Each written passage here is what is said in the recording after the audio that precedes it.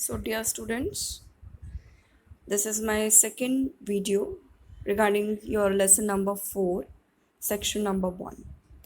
I'm starting with this last paragraph on page number 44. You can see here we share something else. We share something else other than cricket. कि cricket के अलावा भी हम कुछ चीज़ें share करते हैं, क्रिकेट के अलावा भी कोई चीज़ ऐसी है जो हम लोग साझा करते हैं. Before they play the first test match against each other, Indians and Australians fought wars together.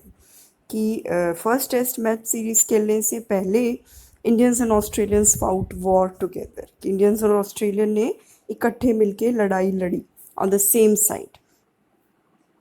In Gallipoli, where along with the thousands of Australians, over 1,300 Indians also lost their lives. So Gallipoli, which is a place in Turkey, Gallipoli Peninsula, its full name, जहाँ पे कि thousands of Australians and 1,300 Indians lost their lives, जहाँ पे उन्होंने अपनी जानें गंवा दी. And in World War II, there were Indian and Australian soldiers in El Alamein, North Africa, and the Syria-Lebanon campaign in Burma and the battle for Singapore. किसी ये world war 2 में भी जबकि सिंगापुर के लिए जो लड़ाई लड़ी जा रही थी तो वहाँ वर्ल्ड वॉर 2 में भी इंडियन और ऑस्ट्रेलियन सोल्जर्स ने लड़ाई लड़ी. Now I am moving to my page number 45.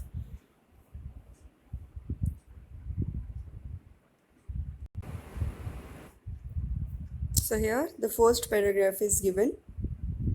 First paragraph.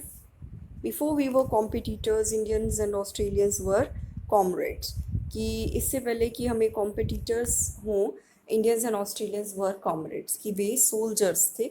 Comrades means here soldiers.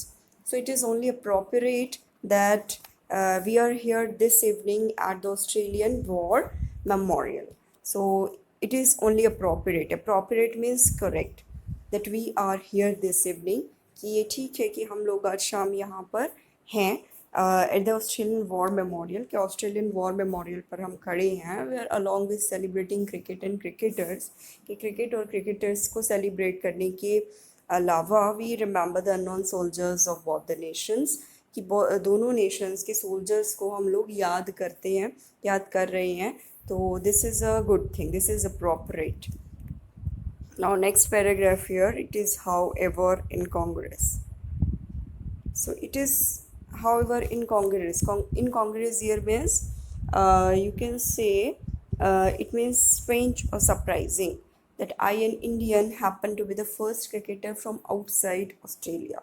कि ये surprising है, strange बात है कि मैं जो हूँ as an Indian cricketer, I have been invited here for the Bradman oration, and I do not say that only because Sir Don once scored 100 before lunch at Lords, and my 100 at Lords this year took almost entire day. So what Rahul Dravid wants to say here, कि it is appropriate that we are remembering here cricket and cricketers along with them soldiers, and he is also saying that कि I, as an Indian cricketer, invited here to speak on the Bradman oration. This is incongruous thing. It is surprising thing, and I do not say that. और वो ये कहते हैं कि मैं ये नहीं कहूँगा कि कैसे सर डॉन जो है वो बिफोर लंच 100 का स्कोर कर जाते थे और मेरे 100 के स्कोर के लिए मुझे पूरा दिन लग जाता था. Right. Now I am moving to next paragraph. But more seriously, Sir Don play just 5 test against India. तो उन्होंने बताया कि सर डॉन ने जो है टेस्ट सीरीज सिर्फ 5 टेस्ट सीरीज इन्होंने इंडिया के अगेंस्ट खेली थी. That was in the first India Australia series in 1947 to 48. और जो ये सीरीज थी 47 to 48 में रही थी, which was to be his last season at home. He did not even play in India and remains the most underrated cricketer in India not to have played there. तो वो कहते हैं कि वो इंडिया में कभी नहीं खेले थे and remains the most one rated year you can say respectful कि इंडिया में उनकी काफ़ी रिस्पेक्ट है and not to have played there, जबकि वो यहाँ पे नहीं खेले थे, still Indians respect him. Now next paragraph here, my own link with Bradman. My own link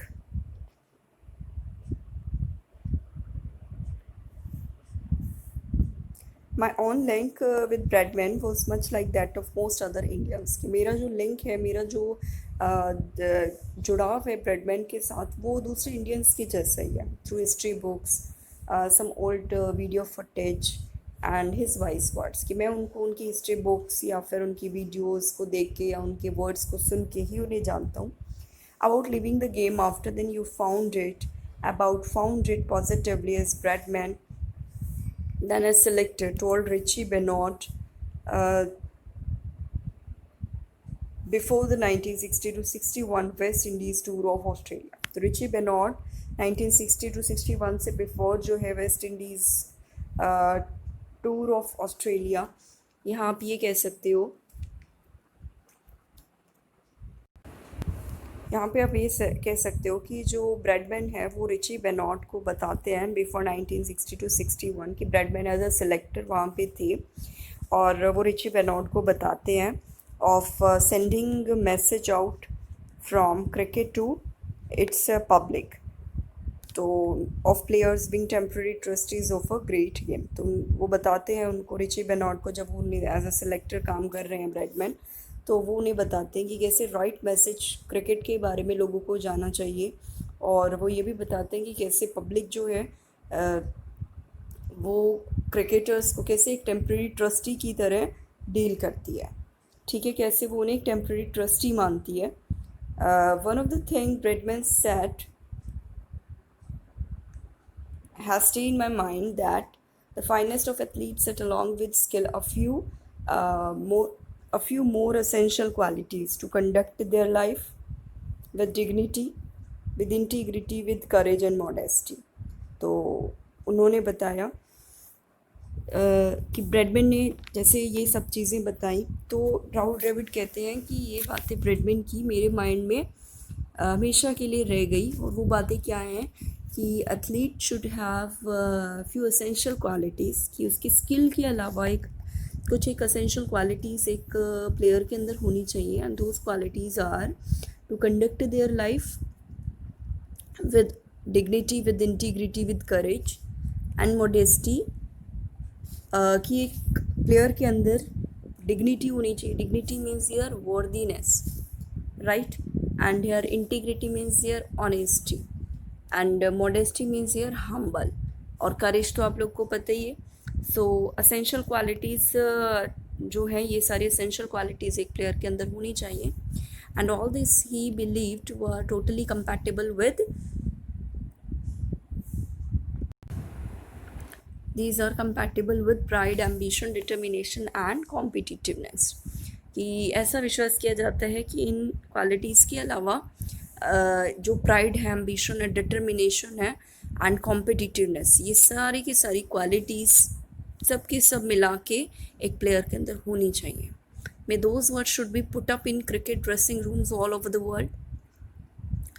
सो राहुल द्रविड़ कहते हैं कि ये जो वर्ड्स उन्होंने बोले हैं, they should be put up here means they are capped on the cricket dressing rooms wall all over the world. World के हर एक क्रिकेट ड्रेसिंग रूम्स के वॉल्स पे ये वर्ड्स होने चाहिए, राहुल द्रविड़ का कहना है ये। So next paragraph, it is often said that cricketers are ambassadors for their country। ambassadors you can see representatives, कि क्रिकेटर्स जो होते हैं वो अपनी कंट्री को रिप्रेजेंट करते हैं, ऐसा कहा जाता है। when there is a match to be won, sometimes we think that is an unreasonable demand। when there is a match to be won, कि जब भी कोई मैच होता है तो उसमें हम लोगों के लिए ये मान जाते हैं कि हम लोगों को जीत के ही आना है। Sometimes we think that it is an unreasonable demand, और हमें कई बार ऐसा लगता है कि ये एक अनरीजनेबल डिमांड है।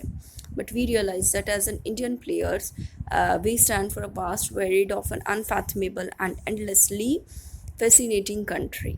अनफैथमेबल कह सकते हो, difficult to understand.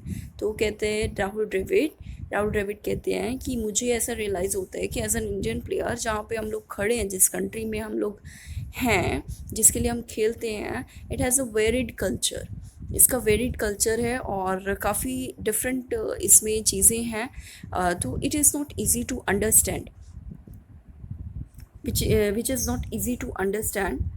Now next paragraph here is, at the moment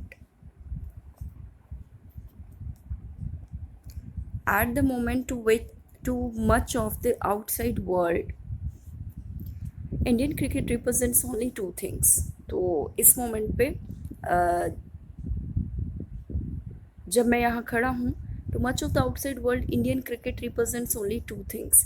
तो राहुल द्रविड़ बताते हैं कि कैसे बाहर के लोग, दूसरे देशों के लोग हमारे बारे में सोचते हैं कि इंडियन क्रिकेट जो है वो सिर्फ और सिर्फ दो चीज़ों पे फोकस करता है, money and power. Yes, that aspect of Indian cricket is a part of the whole. तो राहुल द्रविड़ कहते हैं कि हाँ, ये ठीक है कि इंडियन क्रिकेट जो है, ये जो मनी और पावर है जिसके लिए वो खेलता है, ये एक पार्ट है। It is not a complete picture, ये पूरी बात नहीं है, ये कंप्लीट पिक्चर नहीं है। As a player, as a proud and privilege member of Indian cricket team, I want to say that this one dimensional often cliche image relentlessly repeated is not what Indian cricket is really about. तो वो कहते हैं कि as a player, as a privilege member of the Indian cricket team, मैं आपको बताना चाहूँगा कि ये जो मनी और पावर की बात है, ये एक वन डायमेंशनल इमेज है। Cliche means ear repeated often and therefore boring and uninteresting, कि ये जो वन डायमेंशनल थिंग है ये बार बार रिपीट होती है, and this is relentlessly repeated is not what Indian cricket is really all about. और ये पूरा सच नहीं है। इसमें जो इंडियन क्रिकेट है इसके बारे में ही बार बार यही चीज़ें रिपीट होती है। It is not really, it is not true, ये सच नहीं है। So dear students, this is a section number 1. Here this is completed, and in my next video I would send you section number 2. Thanks everyone.